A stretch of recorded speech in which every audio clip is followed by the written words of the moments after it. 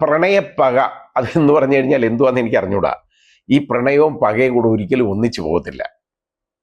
അപ്പൊ യവന് പ്രണയമൊന്നും ഇല്ല, അവന് പക മാത്രമേ ഉള്ളൂ. അതാദ്യം മനസ്സിലാക്കണം ആളുകൾ.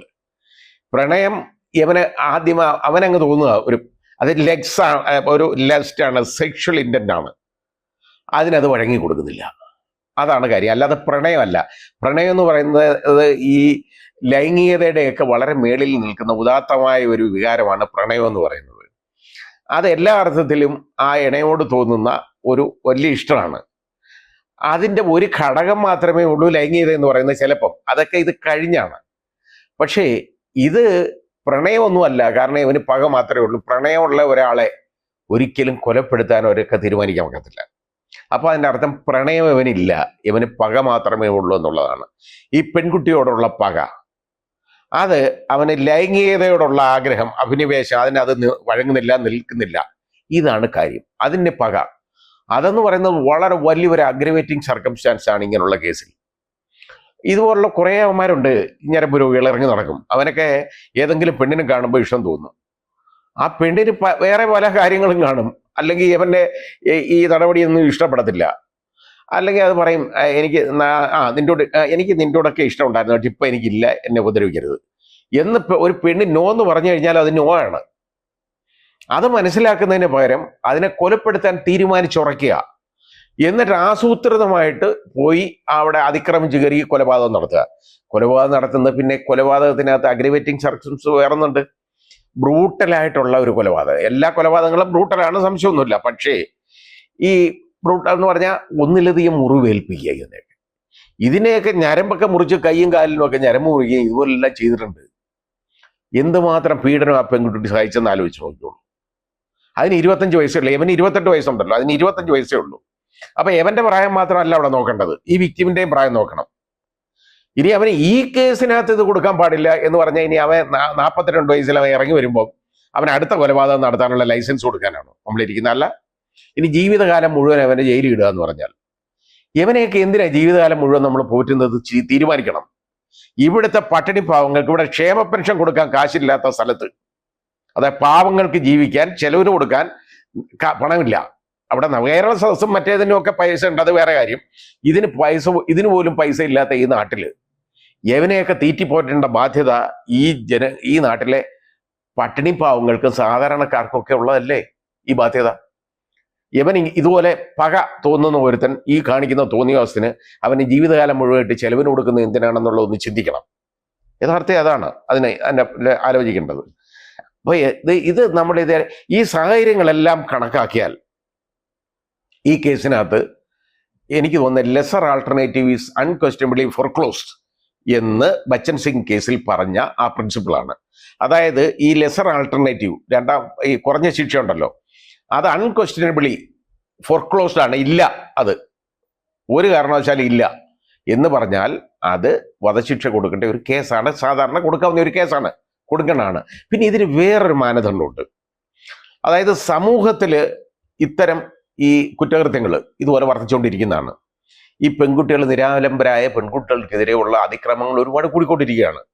അതിന് പേര് പ്രണയപ്പകയെന്നങ്ങ് പറയും. ഒരുത്തന് വല്ലതും തോന്നും, ഞാൻ പറഞ്ഞില്ലേ, അത് പ്രണയമല്ല, അവന് വലിയൊരു അഭിനിവേശമാണ്, അത് സെക്ഷൽ ഇൻറ്റന്റ് ആണ്. പലപ്പോഴും ആ ലൈംഗികത പേരിൽ അവനങ്ങ് വിരോധം വരിക ഒരു പെണ്ണിനെടുത്ത്. അവരെ വന്ന് പിന്നെ അതിനെ എങ്ങനെയെങ്കിലും ഉന്മൂലനം ചെയ്യുക, കൊല്ലുക. അവന് പ്രശ്നമൊന്നുമില്ല, ഇതൊന്നും സംഭവിച്ചില്ലല്ലോ. ഇതാണ് കാര്യം. ഇങ്ങനെയുള്ളവന്മാരെ എന്ത് കൈകാര്യം ചെയ്യണം? സമൂഹത്തിൽ അതിനൊരു നമ്മൾ ഒരു മെസ്സേജും കൂടെ കൊടുക്കാനുണ്ട് കോടതികൾക്ക്. അതായത് അത് ശിക്ഷയുടെ പ്രിൻസിപ്പിളാണ്. ശിക്ഷ എന്ന് പറയുമ്പോൾ നമുക്ക് പ്രിവെന്റീവ്, ഡിറ്ററന്റ്, റെഫർമേറ്റീവ് ആൻഡ് റിട്രിബ്യൂട്ടീവ് എന്ന് പറയുന്ന 4 പ്രിൻസിപ്പിളാണ്. പ്രിവെന്റീവ് എന്ന് പറഞ്ഞാൽ ഒരു പാമ്പ് കടിക്കാൻ വരുന്നു, അതിനെ അടിച്ചു കൊല്ലുന്നു, അത് പ്രിവെന്റീവ് ആണ്, അതിനെ അങ്ങ് ഉന്മൂലനം ചെയ്യുന്നു. അപ്പോൾ അത് ചെയ്യണമെന്ന് ഞാൻ പറയുന്നില്ല. പക്ഷേ ഇനി ഡിറ്ററന്റ് എന്ന് പറയുന്നത് ഒരു കർശനമായ ശിക്ഷ ഇങ്ങനെയുള്ള കേസിൽ കൊടുത്താൽ അത് സമൂഹത്തിലൊരു മെസ്സേജാണ്. അപ്പൊ ഡിറ്ററൻസിന്റെ പ്രിൻസിപ്പിൾ അവിടെ ഉണ്ട്, കഠിനമായ ശിക്ഷ, അതാണ്. പിന്നെ റിട്രിബ്യൂട്ടീവ്, പ്രതികാരവാഞ്ച. ഇത് പ്രതികാരവാഞ്ച എന്ന് പറയുന്നത് ഈ കൊല്ലപ്പെട്ട പെൺകുട്ടികൾക്ക് മാതാപിതാക്കൾക്കോ അല്ലെ ബന്ധുക്കൾക്കോ പ്രതികാരവാഞ്ച ഉണ്ടാവാം. അത് ഇവനെ ഒരു വധശിക്ഷ കൊടുക്കുമ്പോൾ അത് അവരുടെ ഒരു ആഗ്രഹമാണ്. ഒന്ന്. റെഫർമേറ്റീവ് അവനെയൊക്കെ അതായത് റിഫോം ചെയ്തെടുക്കുക കേട്ടോ.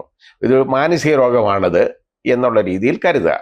പക്ഷേ അത് ഇങ്ങനെയുള്ള കേസുകളിൽ ഇതെല്ലാം മാനസിക രോഗമാണെന്നുള്ള രീതിയിൽ അങ്ങോട്ട് പോയി കഴിഞ്ഞാൽ ഈ പെൺകുഞ്ഞുങ്ങൾ എങ്ങനെ ഇറങ്ങി റോഡിൽ നടക്കും? അവരെങ്ങനെ അവരെ വീട്ടിൽ താമസിക്കും? അവരെങ്ങനെ കോളേജിലോ സ്കൂളിലോ പോകും?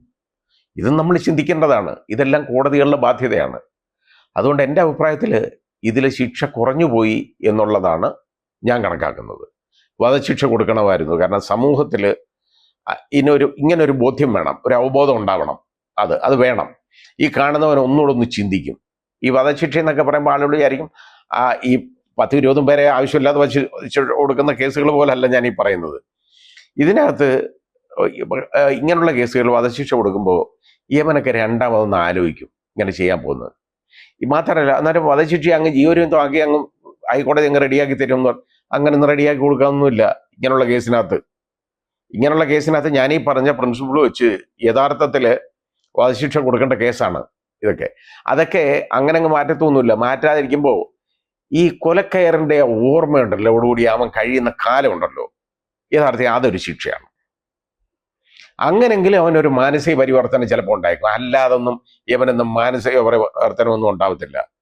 അതായത് ഭിക്ഷയെടുത്തും തെണ്ടി നടന്നും റോഡിലൂടെയൊക്കെ നടക്കുന്ന ഒരുത്തൻ പെൺകുഞ്ഞിനെയൊക്കെ കൊന്നിട്ട്, പെൺകുട്ടികളെ ഇതുപോലെ കൊന്നിട്ട് കൊലപ്പെടുത്തിയിട്ട് ജയിലിൽ കിടന്ന് തിന്ന് തടിച്ചു കൊടുക്കുന്നത് കാണാനാണോ നമ്മൾ ഇരിക്കേണ്ടത്? അത് ചിന്തിക്കേണ്ടതാണ്. ഈ ചിന്ത കോടതികൾക്കുണ്ടാവണം. അതായത് നിയമം അതിൻ്റെ ശരിയായ രീതിയിൽ നിയമം നോക്കി വേണം ഇത് ചെയ്യാൻ. അല്ലാതെ ഇതിനകത്ത് മിറ്റിഗേറ്റിംഗ് സർക്കംസ്റ്റാൻസ് യഥാർത്ഥത്തിൽ ആകെയുള്ളതിന് 28 വയസ്സാ, ഒന്നുമില്ല. അതൊന്നും പ്രശ്നമൊന്നുമല്ല. അവനെന്തായാലും പ്രായപൂർത്തിയാവാനാണല്ലോ. അവന് ഈ പെൺകുട്ടിയെക്കഴിയും പ്രായമുണ്ടല്ലോ. അതുകൊണ്ടൊന്നും അതൊരു മിറ്റിഗേറ്റിംഗ് സർക്കംസ്റ്റാൻസ് ആയിട്ടൊന്നും അതുകൊണ്ട് കാണാൻ പറ്റത്തില്ല. പിന്നെ ഇത് അതായത് വന്ന് അവൻ ചുമ്മാതെ വന്ന് ഒന്ന് ചോദിച്ച് അത് അങ്ങ് കയറി അങ്ങ് കൊല്ലുമല്ല. ഇത് അവനെ ഒരു ദേഷ്യം വന്നിട്ട് അങ്ങനെ പറഞ്ഞിട്ട് കൊല്ലല്ല. ഇത് പ്രീമെഡിറ്റേറ്റഡ് ആണ്. ഞാൻ മനസ്സിലാക്കിയിടത്തോളം ഈ കേസിലെ സാഹചര്യത്തിൽ ഇത് പ്രീമെഡിറ്റേറ്റഡ് ആണ്. അതായത് മുൻകൂട്ടി തീരുമാനിച്ച് ചോദിച്ചതാണ്.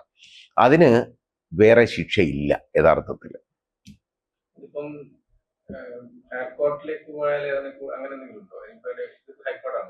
ഇത് പ്രോസിക്യൂഷന് അപ്പീൽ കൊടുക്കണം, ഗവൺമെന്റ് അപ്പീൽ കൊടുക്കണം. അതേപോലെ തന്നെ ഈ പെൺകുട്ടിയുടെ മാതാപിതാക്കളുണ്ടല്ലോ, അവരും അവര് വിക്ടിംസ് അപ്പീൽ എന്നുള്ള നിലയ്ക്ക് അവർക്ക് അപ്പീൽ കൊടുക്കണം എന്നുള്ളതാണ്. ഈ ശിക്ഷ കൂട്ടണം എന്നുള്ളത് അപ്പീൽ കൊടുക്കേണ്ടതാണ്. കൊലക്കേസിലെ ശിക്ഷ ഇന്ത്യൻ പീനൽ കോഡിന്റെ 302-ാം വകുപ്പിൽ പറയുന്നതാണ്. അതിൽ പറയുന്നത് വധശിക്ഷ അല്ലെങ്കിൽ ജീവപര്യന്തം തടവും പിഴയും, ഇതാണ് ശിക്ഷ പറഞ്ഞേക്കുന്നത്. ഈ വധശിക്ഷ എന്ന് പറയുന്നത് അതിൽ ഉയർന്ന ശിക്ഷയും കൂടിയ ശിക്ഷയും, ജീവപര്യന്തം തടവും പിഴയും എന്ന് പറയുന്നത് അതിൻ്റെ ലെസർ ആൾട്ടർനേറ്റീവ് എന്ന് പറയും. അതായത് അതിൽ കുറഞ്ഞ ശിക്ഷയും എന്ന് പറയും. അപ്പോൾ ഈ വധശിക്ഷ കൊടുക്കണമെങ്കിൽ എന്തൊക്കെ വേണം എന്നുള്ളത് നമ്മുടെ ഇന്ത്യൻ പീനൽ കോഡിൻ്റെ, നമ്മുടെ CRPC അതായത് ക്രിമിനൽ പ്രൊസീജിയർ കോഡിൻ്റെ 354-ാം വകുപ്പ് അനുസരിച്ചാണ്, അതിലൊന്നിലാണ് അത് പറയുന്നത്. അപ്പോൾ അതായത് സ്പെഷ്യൽ റീസൺസ് വേണമെന്നാണ്. സ്പെഷ്യൽ റീസൺസ്, പ്രത്യേക കാരണങ്ങൾ. അതെന്താണ് ഈ പ്രത്യേക കാരണങ്ങൾ എന്നുള്ളത് ഏറ്റവും നന്നായിട്ട് വിവക്ഷിച്ചിരിക്കുന്ന ജഡ്ജ്മെന്റ് എന്ന് പറയുന്നത് സുപ്രീം കോടതിയുടെ ബച്ചൻ സിംഗ് കേസിലാണ്. ആ കേസിലെ ഭരണഘടനാ ബെഞ്ചിന്റെ വിധിയാണ്. ആ വിധിയിൽ എന്തൊക്കെയായിരിക്കണം ഈ വധശിക്ഷ കൊടുക്കാനുള്ള കാരണങ്ങൾ, അതായത് അഗ്രവേറ്റിംഗ് സർക്കംസ്റ്റാൻസ് എന്തൊക്കെ വേണം, അതിൻ്റെ മിറ്റിഗേറ്റിംഗ് സർക്കംസ്റ്റാൻസ്, അത് കൂടിയ കാരണങ്ങൾ എന്തൊക്കെയാണ്, അതായത് സാഹചര്യങ്ങൾ എന്തൊക്കെയാണ്, അതിൽ കുറഞ്ഞ സാഹചര്യങ്ങൾ എന്തൊക്കെയാണ്, അതായത് അയാൾക്ക് ഇളവ് കിട്ടേണ്ട സാഹചര്യങ്ങൾ എന്തൊക്കെയാണ് എന്നുള്ളതാണ് അവിടെ നോക്കേണ്ടത്.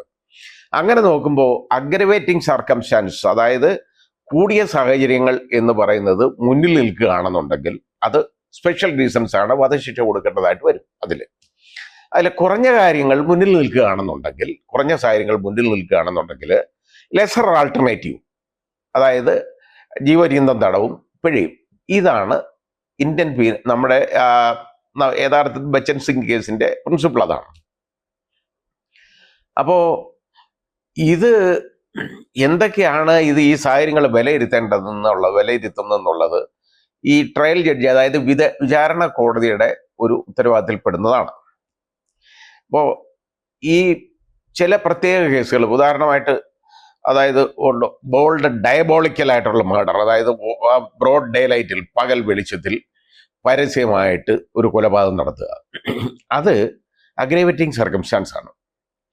അതേപോലെ തന്നെ ഈ പ്രതിക്ക് ഏതെങ്കിലും മുൻകാല കുറ്റകൃത്യങ്ങൾ, ക്രിമിനൽ ആൻറ്റിസിഡൻസ് ഉണ്ടെങ്കിൽ അതും യഥാർത്ഥത്തിൽ ഒരു പ്രത്യേക കാരണങ്ങളിൽ പെടുന്ന മുന്തിയ ഒരു കാരണമാണ്. പിന്നെ ഇതേപോലുള്ള കുറ്റകൃത്യങ്ങൾ, അതായത് ഇപ്പം ചെയ്ത പോലുള്ള കുറ്റകൃത്യങ്ങൾ അയാൾ ഏതെങ്കിലും മുമ്പ് ചെയ്തിട്ടുണ്ടെങ്കിൽ അതും ഒരു പ്രത്യേക സാഹചര്യമായിട്ട് കണക്കാക്കാം. പിന്നെ പ്രായം വളരെ കുറഞ്ഞത് എന്ന് പറയുന്നത് ഒരു പ്രത്യേക സാഹചര്യമായിട്ട് മാറും. അതും കുറഞ്ഞ സാഹചര്യമായിട്ട് കണക്കാക്കാം, അതായത് മിറ്റിഗേറ്റിംഗ് സർക്കംസ്റ്റാൻസ് ആയിട്ട് കണക്കാക്കാം.